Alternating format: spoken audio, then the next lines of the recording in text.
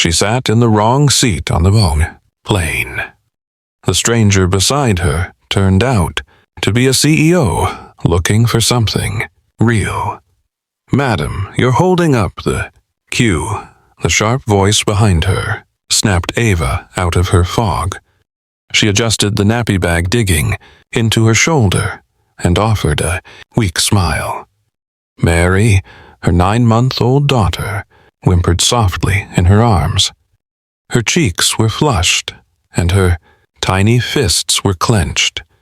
She was seconds from a total meltdown. "Sorry," Ava mumbled, dragging her scuffed suitcase through the cramped aisle. It caught on an armrest, jerking her sideways. She steadied herself, clutching Mary tighter as she navigated the crowded economy cabin. Her eyes scanned the numbers. Row 19, 20, 21. Almost there. Mary let out a sharp wail. Ava fumbled through her bag for a bottle, her pulse racing. She felt the weight of dozens of eyes on her back. Then, relief. An empty window seat. No one seated next to it. She didn't even check her ticket. She just needed to sit. Sliding in, she quickly settled Mary on her lap, shushing her with soft words and gentle pats. The baby's cries faded to hiccups.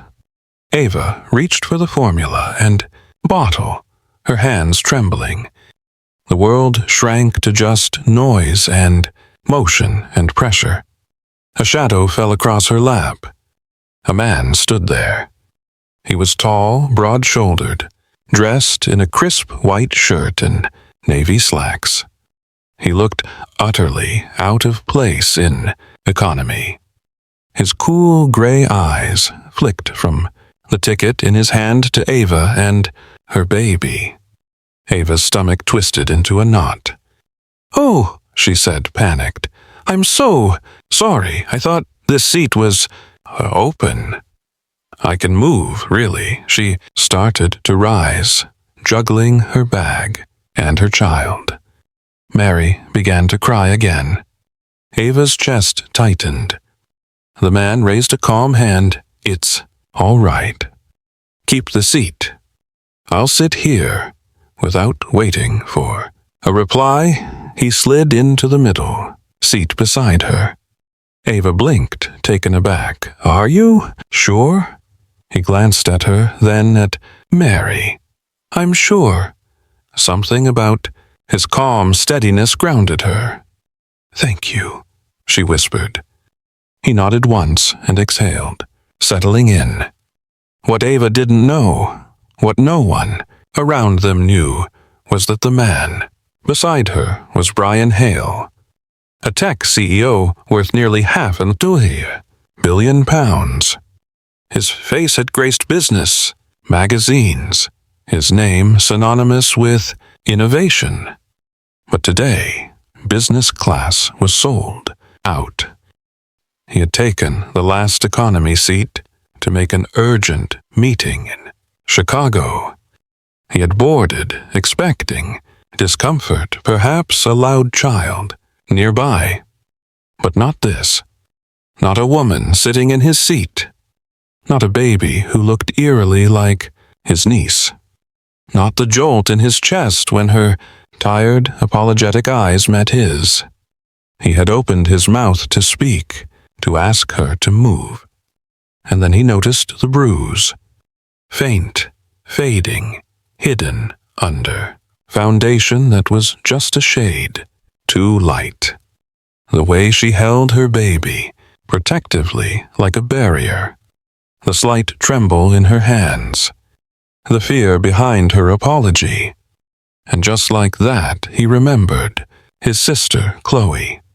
Her eyes haunted, holding her own child, running from pain. Brian hadn't reached her in time. He looked again at Ava and sat down, without another word. Ava slowly let her breath go. Mary, now suckling quietly, settled deeper into her arms. Ava adjusted the blanket over her, then risked a glance at the man beside her. Most men would have made a scene, complained, demanded their seat back. But not him. I really appreciate it, she said, her voice soft. It's been a long day.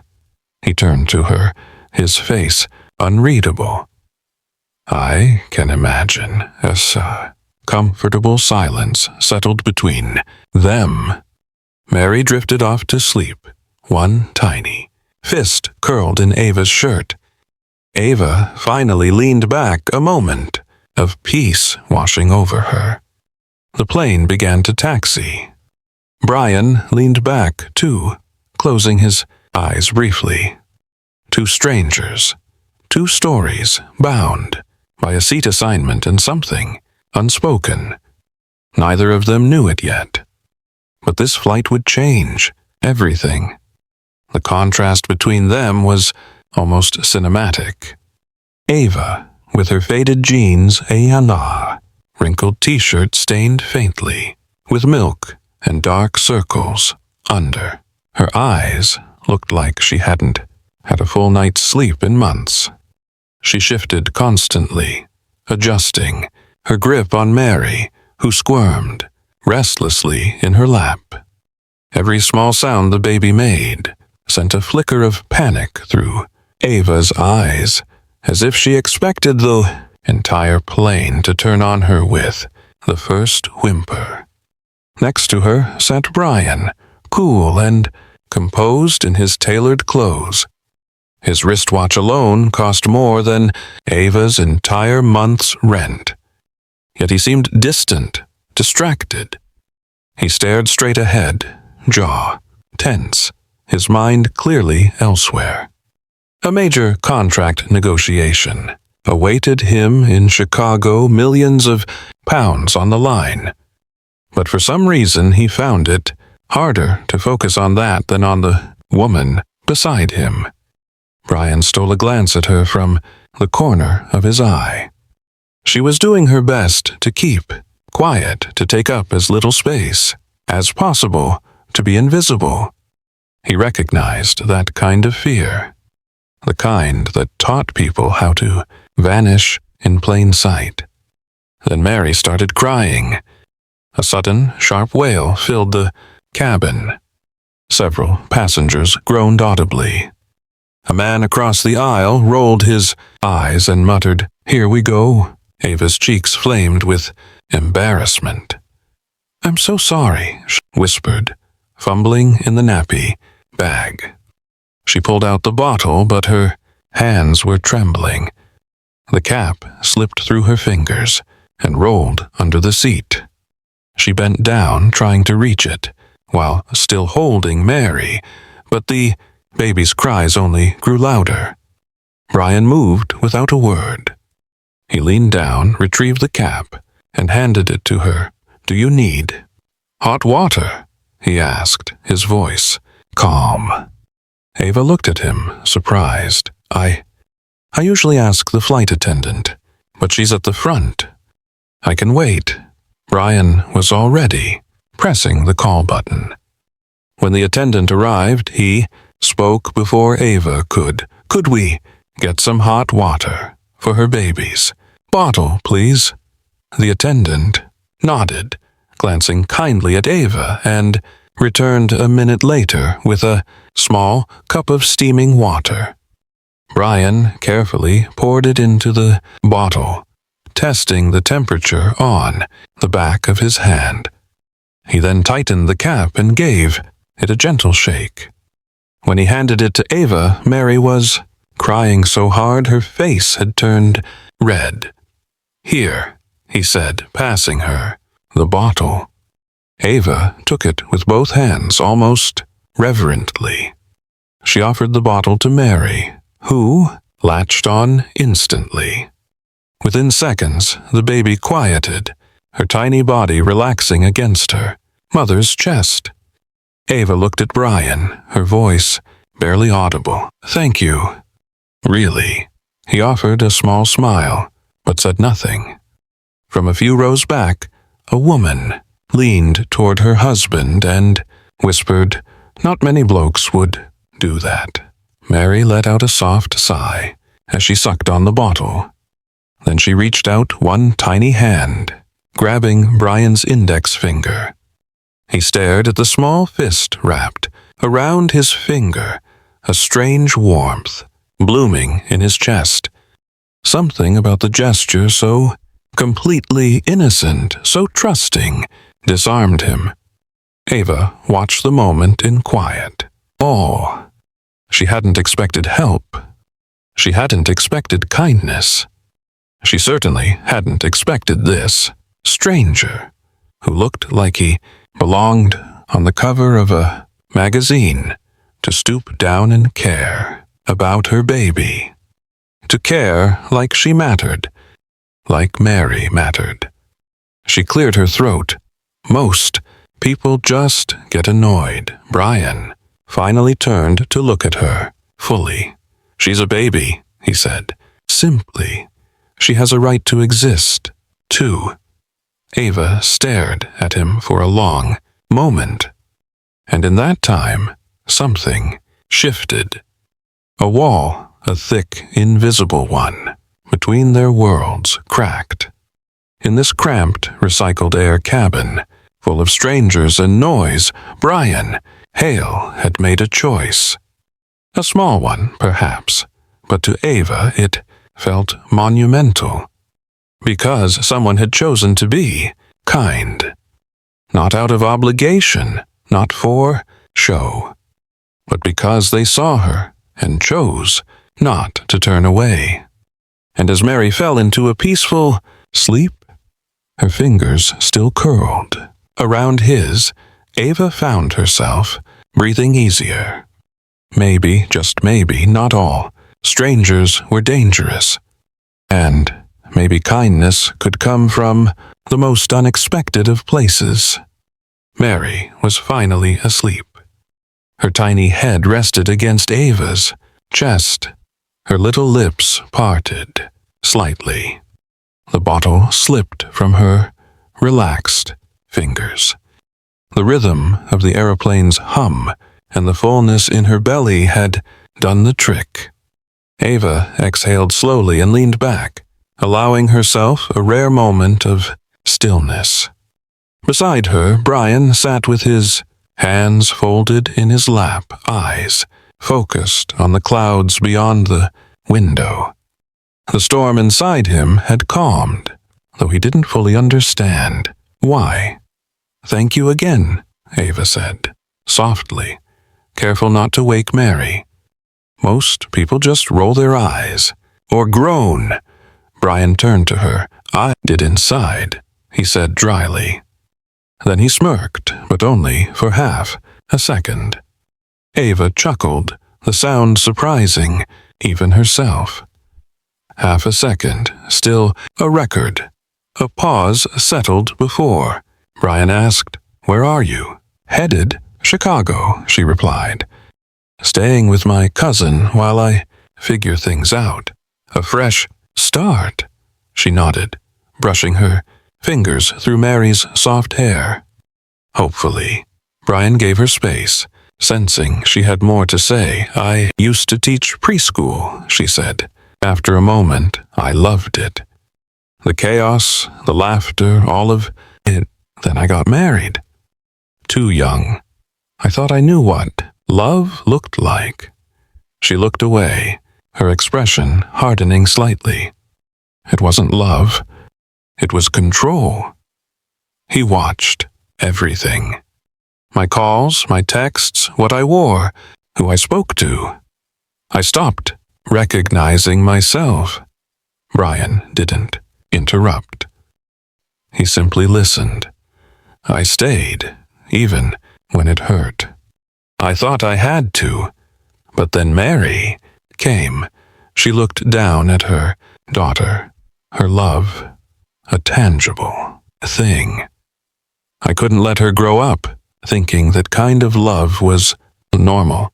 One night I packed a bag and left. No plan, just the two of us. Brian's voice was low when he spoke, That's incredibly brave. It doesn't feel brave, Ava admitted. I'm still scared. Every time someone looks at me for too long, I wonder if they're judging me. Or worse, if he's coming for me. I get that, Brian said quietly. Ava turned to him, surprised. Do? You? He hesitated, then nodded. My fiancée died in a car crash. She was on her way to meet me, to celebrate a promotion. After that, I stopped trying to feel much of anything. Business made sense. Emotions didn't. Ava's gaze softened. She saw the raw pain beneath his calm exterior. Brian reached into the seat pocket and pulled out a small notepad and pen. With practiced hands, he began, folding the paper. What are you doing? Ava asked, curious. Something my sister used to do. It helped her with anxiety, he explained. She taught me. A few minutes later, he handed her a small, perfectly formed paper star. He gently placed it next to Mary's, a hand. For her, he said, to wish for better days. Ava stared at it, a lump forming in her throat. No one's ever made anything for her before. There's a first for everything, he said softly. She smiled, a genuine, tired smile that reached her eyes. The cabin lights dimmed. Somewhere ahead, someone was snoring. Ava's body began to give in to utter exhaustion. Brian noticed. You can sleep. I'll watch her. Ava hesitated. Are you sure? He nodded. I promise. Within minutes, she drifted off, her head tilted towards him, Mary still curled in her arms. Brian looked at them for a long moment. Two strangers, one fragile bond. Then he reached for the airline blanket and draped it carefully over them both, tucking the edges around Mary. He leaned back, his eyes on the little paper star. Maybe, just maybe, something inside him was changing too. Hours passed. When Ava stirred, blinking against the dim cabin lights, the first thing she noticed was the blanket. Then the star. And finally, Brian, still seated, beside her, awake, calm. Thank you, she whispered, for not judging me. Brian looked at her, his eyes steady. Never. It was somewhere over Nebraska when Ava stirred violently in her seat, her breath catching in her throat. No, she gasped, her eyes still shut. Please don't take her. Don't. Her hand shot out, clutching at the blanket, at the empty air in front of her. Brian jolted awake beside her. The overhead lights had dimmed to a soft glow, and most passengers were asleep or lost in their screens. But Ava was trembling, clutching Mary tightly to her chest, tears streaking her cheeks. Hey, Brian, said softly, reaching into his seat pocket. He pulled out a tissue and gently offered it to her. It's okay. You're safe here. Ava opened her eyes slowly, the lingering fear clouding her expression. She took the tissue with shaking fingers, then turned away slightly, dabbing her eyes. Sorry, I didn't mean to. She stopped herself and exhaled a long, trembling breath. I had a dream about him. Brian stayed quiet, allowing the silence to give her space. She looked down at Mary, who was still fast asleep, one fist curled under her chin. Ava's voice lowered. In the dream, he found us. He tried to take her away from me. I couldn't move, couldn't scream. You're safe now, Brian said, again gently. He's not here. And you're not alone. Ava looked at him. Her eyes, though red and tired, were clear now, raw, real. I left with nothing, she said. No plan. No money, really. Just a nappy bag, a suitcase, and Mary. I thought if I stayed any longer, I wouldn't survive. And if I didn't survive, she'd never have a chance at something better. Brian listened, not just with his ears, but with every part of him. I slept in a shelter for 3 nights. Then a friend of my cousin let us crash on their sofa. Now we're going to stay with Laura, my cousin. She says we can stay as long as we need. But Ava hesitated. I don't want to be someone's burden forever. I want to work again, maybe teach again. But mostly I just want Mary to grow up laughing, not flinching. She looked at Brian, her voice steady now. I don't need saving. I just need a place where she can grow up happy. Brian felt his throat tighten. He had met plenty of women, business, partners, charity board members, socialites at galas, but no one had ever looked at him like this. No filters, no agendas, just brutal, honest courage. I had a sister, he said quietly. Chloe. She was like you. Kind, tough, too proud to ask for help. Her boyfriend hit her too. She never told anyone until it was too late. Ava's breath caught. Brian continued, his voice more measured now, distant but deep. She tried to leave once.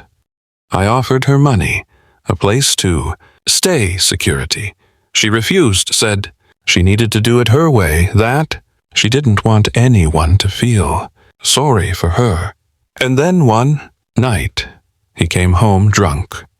She never made it out again. Ava put a hand over her mouth. I'm so sorry. He nodded once, eyes fixed, on the seat back in front of him. I couldn't save her, and I couldn't save the woman I loved either. She died in a car accident before I could ask her to marry me. Since then, it's just been surviving. They sat in the heavy quiet that followed. Nothing else was needed.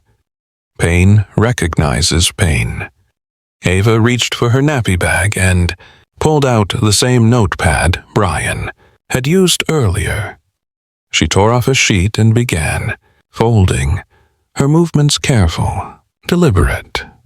A few moments later, she held out a tiny paper star just like the one he had made for Mary. For you, she said, to remember that you did help someone today. Brian looked at the star in his hand. It was smaller than his, a little lopsided but made with care. He ran a thumb over one of the folds as if afraid it would vanish. No one's given me anything like this in years, he whispered. Ava leaned back again, exhausted, but oddly lighter. Mary shifted in her sleep, making a small, sighing noise that made both adults smile faintly. Brian tucked the origami star into the pocket of his shirt close to his chest. For a brief moment, time seemed to still. The cabin noise faded, and the past, the grief, the fear, the weight, lifted just enough for something else to rise in its place. Trust. And maybe, in time, something more. The announcement came over the intercom. Ladies and gentlemen, we are beginning our descent into Chicago. Please return to your seats and fasten your seatbelts. Ava gently adjusted Mary in her lap, who was still asleep, curled against her chest. Her tiny fingers clutched the edge of Ava's jumper. She smoothed the baby's soft hair and stared out the window, watching, the clouds thin as the city lights twinkled beneath them. Beside her, Brian said nothing. He was watching her, or perhaps the quiet way she protected Mary, like the whole world still posed a threat. He had so many things he wanted to say, but none of them seemed right. The cabin filled with subtle movement. Bags shuffled, seat backs raised, flight attendants checking rows. But in row 21B and 21C there was only silence. It wasn't the absence of words, it was the heaviness of unspoken emotion. Finally, Ava reached into the seat pocket in front of her and pulled out another notepad. She tore a sheet and began folding with steady fingers. When she finished, she placed the small paper star on Brian's table and looked him in the eye. "For your sister," she said softly. Brian stared at it for a moment, then lifted it gently. He nodded once, not trusting himself to speak. As the plane touched down with a gentle jolt, the two of them remained quiet, both holding on to something intangible, something neither was ready to name. The seatbelt sign turned off with a ding. People stood, stretched, reached for overhead bags. Ava remained seated, adjusting Mary into the baby carrier. Brian stood and waited, offering a hand to help with her nappy bag. She accepted it. Their fingers brushed. A tiny electric pause. Outside the jet bridge, the crowd dispersed into the bustling terminal. Ava turned to Brian one last time. "Thank you," she said, "for being kind when you didn't have to be." Brian took a step closer.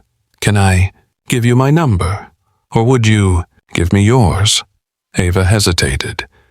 For a split second, she wanted to say yes, to hand him her phone, to hold on to something good. But then fear curled up again at the back of her mind. The fear of being known, being vulnerable, being found. "I can't," she whispered. "You're kind, but we're from different worlds." Brian's brows drew together. "That doesn't matter." "It does," she replied. "You live in boardrooms and jet-set meetings. I live in shelters and borrowed rooms. I can't risk needing someone. Not again." He looked as if he might argue, but instead he stepped back, giving her space. Ava turned, walking away with Mary, strapped to her chest, her shoulders pulled tight, head held high. Brian remained standing in the middle of the terminal, passengers weaving around him like waves around a rock. In his hand he held the paper, star crushed slightly from how tightly he was gripping it. He watched until she was out of sight, and then something clicked. A flash of memory. Months ago, a charity event his company had sponsored.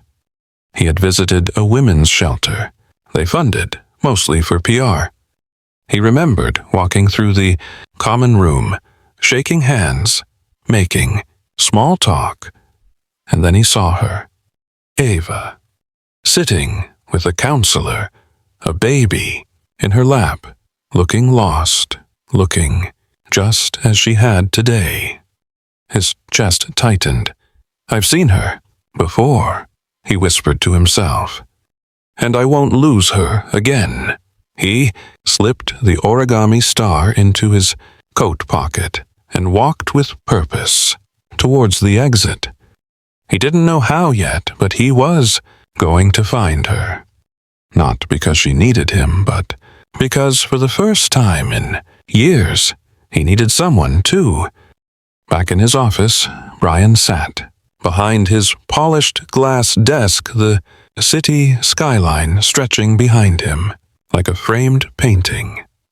His assistant slid the final contract across the table. "All it needs is your signature," she said. He picked up the pen and signed. The ink dried. The deal was done. Millions locked in. Shareholders thrilled. But his mind was somewhere else entirely. Later that evening, as the office lights dimmed and most employees had gone home, Brian pulled out his phone and dialed a number from memory. "Tom," he said as soon as the line picked up. "Brian," came. The reply surprised. "What's going on? I need your help." "Are you still at O'Hare?" "Yeah, I'm on the night rotation this week." "What do you need?" "There was a woman, blonde, mid-20s. She had a baby, maybe 9 months old. She was on flight 382 to Chicago with me 2 nights ago." "Can you check the manifest?" Tom whistled softly. "That's not exactly something I should be doing." "I know," Brian said, "but please, it's important." A pause. "Give me a few minutes." Brian waited, pacing his office, one hand in his pocket, fingering the folded star Ava had made. 20 minutes later, Tom called back. "Her name's Ava Kelly. Traveling with infant Mary Kelly. The ticket was purchased through a women's outreach group. Destination listed as Chestnut Hill, Illinois. That's all I've got." Brian closed his eyes. "That's enough." "Thank you." He didn't tell anyone. He was leaving the city the next day. He took no driver, no bodyguard, no luxury SUV. He rented a simple saloon car, dressed down in jeans and a hoodie, and drove 3 hours west through stretches of empty motorway and autumn-tinted trees. On the passenger seat on top of his duffel bag sat a single item, an origami star slightly larger than the others, folded carefully from cardstock and inscribed with delicate handwriting for Mary. Chestnut Hill was a small, quiet town nestled between wooded hills. Brian found the park easily, a modest space with a few benches, an old swing set, and a shaded area where children played on a colorful jungle gym. And there she was, Ava. She was sitting cross-legged on the grass, Mary in front of her, laughing as she tried to chase falling leaves. The sight of them stopped Brian, cold. Ava's face was softer, freer than he had ever seen it. Her laugh, though distant, carried on the breeze. He stayed near the edge of the Tunla Park, behind a tree, his heart pounding, not from fear but from uncertainty.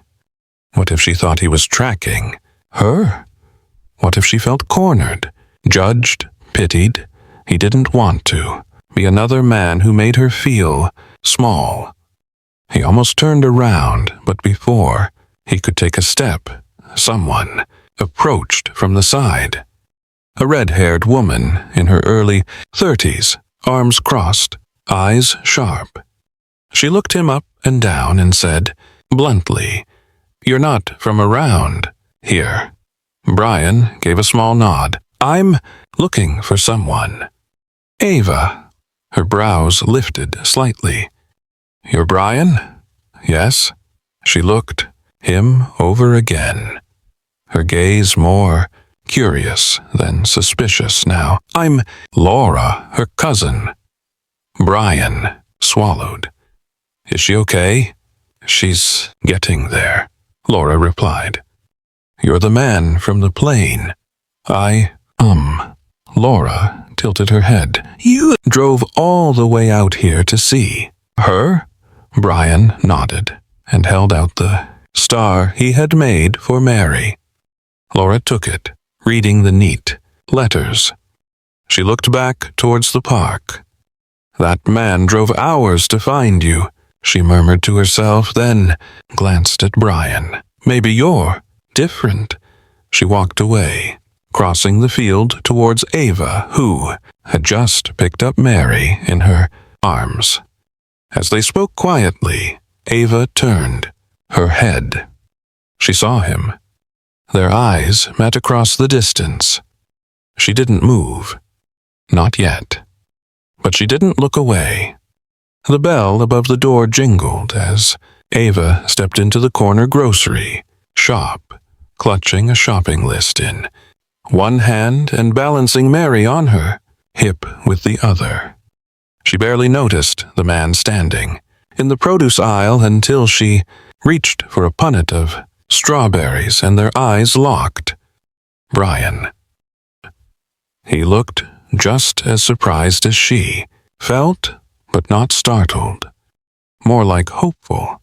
Ava, he said, softly, straightening up. She froze, her heart leaping into her throat. What are you doing? Here?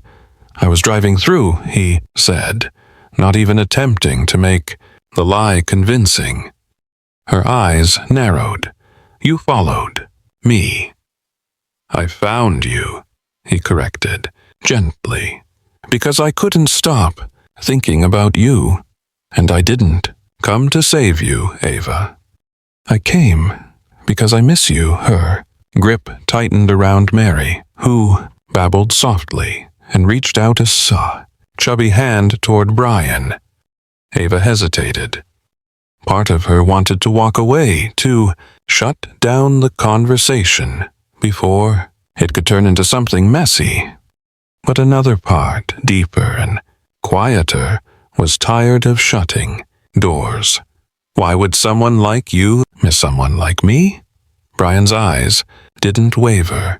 Because you made me feel something I thought I had lost. Because you're strong and real.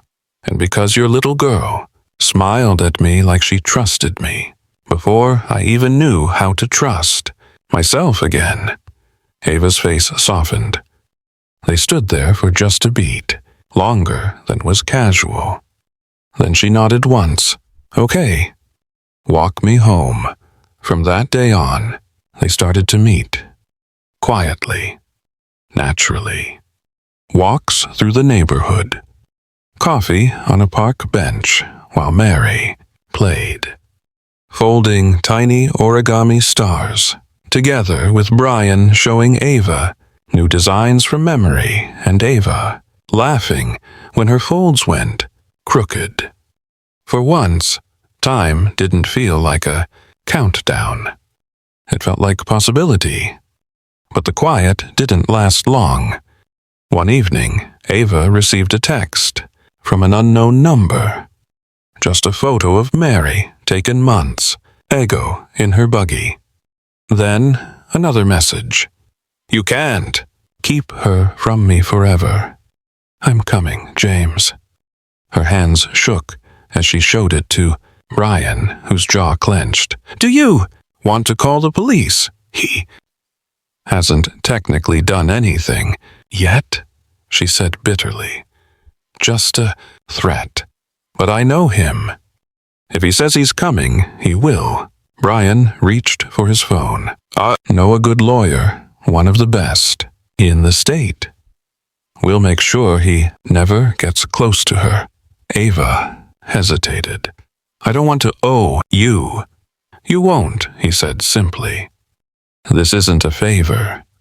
It's what you and Mary deserve. That night, she sat on the porch with Laura, watching Mary sleep. Inside through the window. Wants to help, Ava whispered. But what if I start needing him too much? What if he leaves? What if he's just another version of James, in a nicer suit? Laura sipped her tea, thoughtful. He's not like James. You know it. Deep down, you do. Let him in. Trust yourself first. The next day, they met at the park again. Mary toddled ahead, chasing butterflies and waving her arms. Brian stood beside Ava, quiet but steady. Then Mary turned, stumbled into Brian's legs, and held up her arms. He bent and scooped her up, instinctively, making a silly face that made her giggle. Ava watched them for a moment. The ease, the joy. She reached out and took Brian's hand. "I thought I'd never feel safe again," she said quietly. Brian looked down at her, his expression soft. "Neither did I." Ava now worked part-time at a local community center, thanks to Laura's introduction. The job didn't pay much, but it gave her purpose and peace. The center was a haven for women like her, and she'd found comfort in helping others rebuild what she had once lost. Unbeknownst to most, the center had recently received a quiet but generous donation, enough to expand its services. The donor was Brian. He had insisted his name not be attached and never mentioned it to Ava. He believed she deserved space to grow on her own, not because of his wealth, but because of her strength. One sunny afternoon, the center hosted a small picnic to celebrate Freedom Day, a day dedicated to new beginnings. Ava, Laura, and a handful of local families gathered in the back garden. Children ran between tables, and paper stars fluttered from tree branches. Ava was helping Mary fold a bright blue origami star when the little girl suddenly toddled away, star in hand. Mary ran straight to Brian, who knelt just in time to catch her in his arms. Her little hands wrapped around his neck, and she pressed the paper star against his chest. "Papa," she said softly. Ava stood frozen just a few feet away, her heart clenching. Brian looked up at her, his eyes gentle but serious. "I don't want to replace her dad," he said slowly. "But I would like to be." Ava's eyes filled with tears. She swallowed, then whispered, "I know." It was a quiet moment, but it changed everything. But peace never came without tests. James, Ava's ex-husband, had begun texting again. This time, the messages weren't just cruel. They were legal threats. He had filed paperwork attempting to gain custody of Mary. He sent pictures of court documents, demanding Ava surrender their daughter or face a judge. This time, Ava didn't shake. She didn't hide. Instead, she brought the papers to Brian. "He's serious," she said. "So are we," Brian replied. "Let's fight this." He took her to a family law office, one he had personally funded as part of a legal aid initiative. But he sat in the waiting room while Ava spoke to the lawyers. This had to be her decision, her voice. With the center's help, Ava and her solicitor gathered a mountain of evidence. Medical reports, testimonies from neighbors, voice messages, and statements from the women's shelter, where Ava had once found refuge. The team built a case grounded in truth and undeniable harm. The courtroom was tense, sterile, cold. James wore a suit too big for his ego. His arguments were weak, bitter, desperate. He tried to twist the narrative, calling Ava unstable, reckless. Then Ava took the stand. She stood not as a victim, but as a woman who had survived and grown. "I was trapped because I was afraid," she said, her voice unwavering. "But now I stand here, not just as a mother, but as a human being fighting for my child's right to safety." From the back of the courtroom, Brian watched. He didn't interrupt. He didn't step forward. He just sat quietly, his eyes locked on her, silently beaming with pride. When Ava stepped down from the stand, she passed him. "You were brave," he said softly. The ruling came swiftly. James was stripped of all parental rights.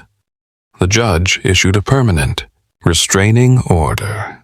As security escorted James from the courtroom, he cast one last look at Ava, but saw only strength in her eyes. And he knew he had lost more than a case. He had lost control forever. Weeks later, the community center's Freedom Day celebration came to life. Under strings of fairy lights and paper stars, Ava stood at the front of the gathering. She held Mary in one arm and a microphone in the other. "For a long time," she began, her voice warm, "I believed love was dangerous. But today I know true love doesn't cage you. It sets you free." The crowd applauded softly. Brian stepped forward, holding a small wooden box. Inside were dozens of origami stars, some creased and worn, others fresh and crisp. He lifted the largest one, golden, and folded with care. Written across it were 3 words, "For our future." He didn't kneel. He didn't make a spectacle. He just looked at her. "I love you, Ava," he said, "not because you're perfect, but because you fight every day and still smile. Don't want to save you or Mary. I just want to be there for you. For both of you." Ava's hand covered her mouth as tears of joy spilled down her cheeks. She nodded. "Then we stay," she whispered, "together." 1 year later, a golden sunset bathed the lake in a warm amber light. Ava and Brian walked hand in hand along the shore, now husband and wife, after a quiet, heartfelt ceremony with Laura and the children from the center. Mary, now a confident toddler, skipped ahead. Her tiny fingers held a ribbon tied to a paper star.